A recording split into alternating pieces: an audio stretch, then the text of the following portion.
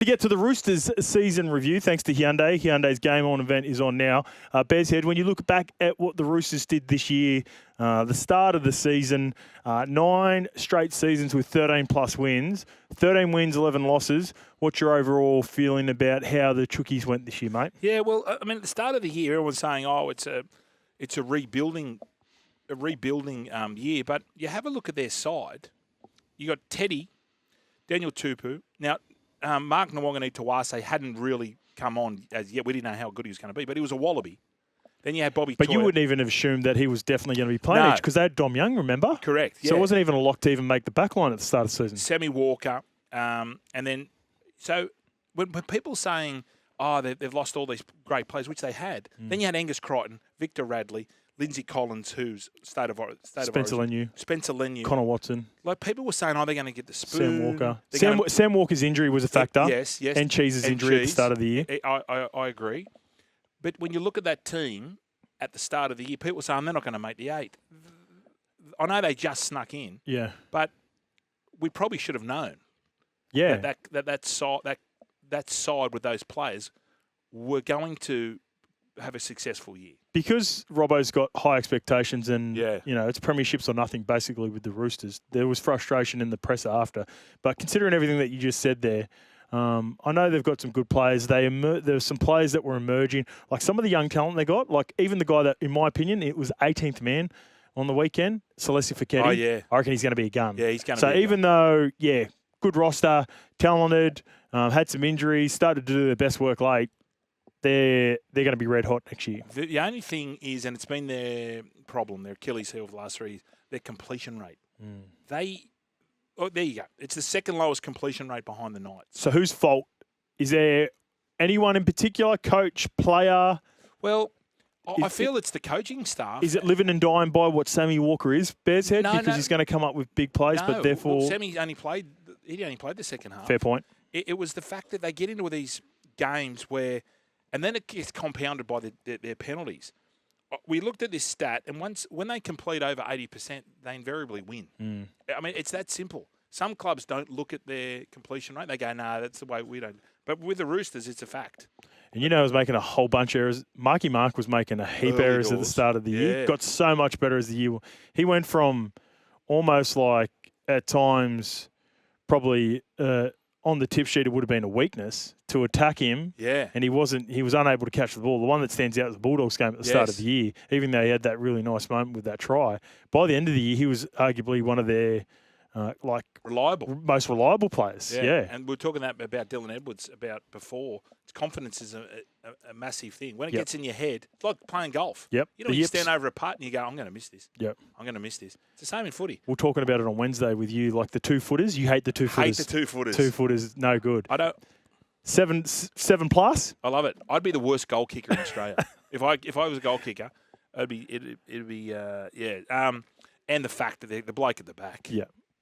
James Tedesco, if he doesn't win it by a record margin, I'm not here. Okay, so it's not, how sometimes if you're having a punt on the horses, you can not only back the fangirls of the world or the Via Cecinas, you can be Via Cecina by 2.5 lengths for an extra market. Yeah. How many points, what's the unders and overs for Teddy to not only win this, but win it by points? Yeah. Do you reckon it's a couple of games, like maybe 12? 9 to 12 points? Yep. Almost 2 full games? 2 full games. Yeah. He's been brilliant. Second? And that's why he's got to go on to the Who gets second? tour. Second what? Who's runners up? Ooh. Who gets the closest? Who's had a big year? I thought Izzy Katoa was middle part of the year. He's been great. My Smokey, Tommy Dearden. Yeah. I think Cleary was probably missed too much footy. Harold can't be there because that's another stupid rule. Yeah. Oh yeah, hate that. I hate that rule. Yeah. Who else has had? Carroll May, some forwards. Ethan Strange has been pretty good. Strangey was good. Joey Tarpany's been. But I feel like good. they share too many points at Canberra. They're massive sharers. Anyway. I will say the star recruits next year: Reece Robson, and if the rumours are correct, it'll be DCE. And if know him. The rumblings. Have you bumped him? Look, I've bumped him. That's the theme again. I've had a chat to him. We've caught up, but nothing. He is. Did you ask him though? Nah. What? If he wants to tell me, he'll tell me. My God, what is wrong with you people? Because you know what? I do too many. I'd slip up. Yeah, I would too. So Maybe that's why no one tells me anything. That's also why I don't want to ask because I don't trust myself. I'm not a good poker player. Leak like a sieve. It looks like he's going there. I'd assume he is. With all the chat. You know him very well. Yeah.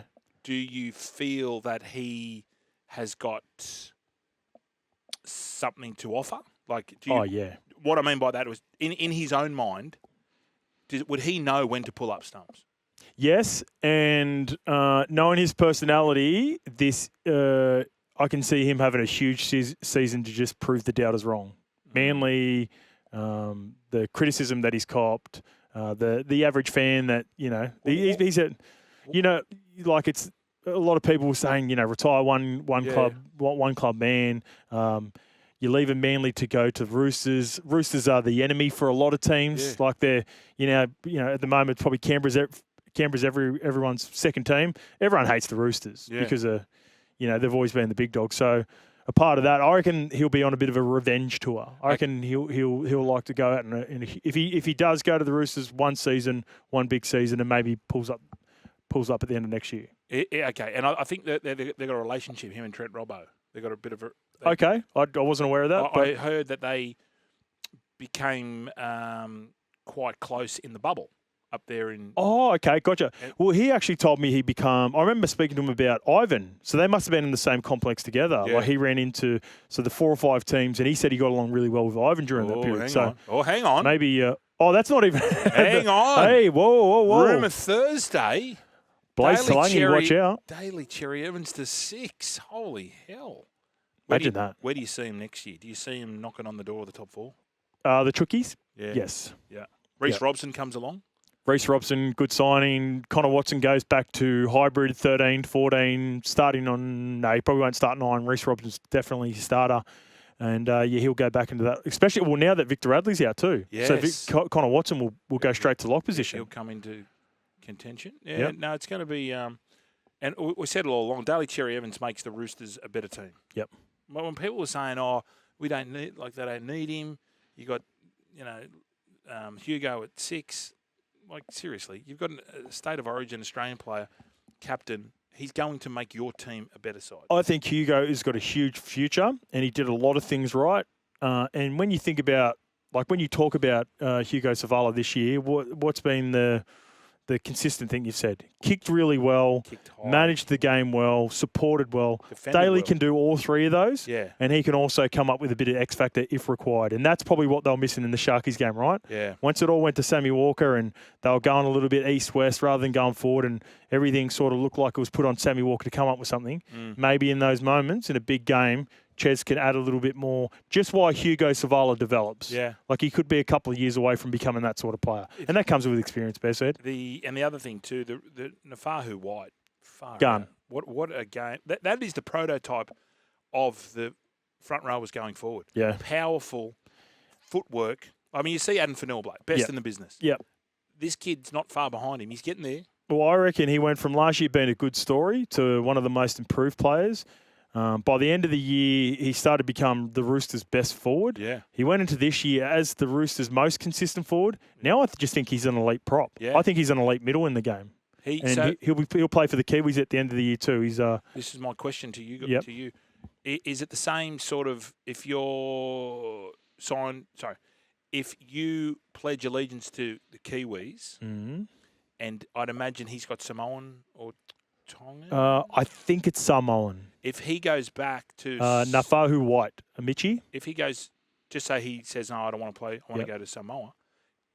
In the Kiwi rules, is he allowed to go back to Kiwi? Yes, he can still go back to the Kiwis, yeah. But if he declares and plays for Samoa, if it is Samoa, or is it Tonga, Michi? It's actually eligible to play for both Samoa and Tonga. Samoa and Tonga. And the Kiwis. And the Kiwis. But then if he declares for and plays for the Blues, then he cannot go back to New Zealand. That's right. That's the rule. So yeah. Well, I respect that because a lot of players, and whether or not I know they're doing it for their heritage, but they also get to play Origin as well. So this kid he would be in the conversation for New South Wales. Yeah, but he came over a bit late, didn't he? Well, here's the one that he didn't over the last couple of days, the news were around Keon Kolomatangi.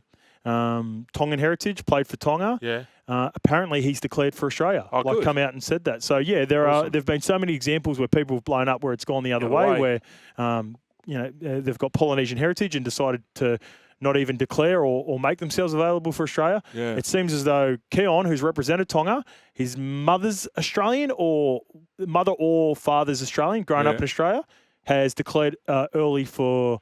He would like to play for the Australia in the Ashes rather than the Pacific Champs for Tonga. Well, he gets in the squad, doesn't he? I think so, yeah. He could be, especially with some of the injuries. Like, I can't imagine... Payne Haas said that he was going to go to Samoa anyway. Well, Tino still hasn't made up his mind. I've got a feeling the longer it goes, I reckon he's going to be... He's been persuaded? Yep. Samoa? I reckon. You're still here? We'll see more on the Joel and Fletch socials and catch us live on SEN Radio. Because if you don't, you're an A grade. But if you do, you're the absolute Mickey.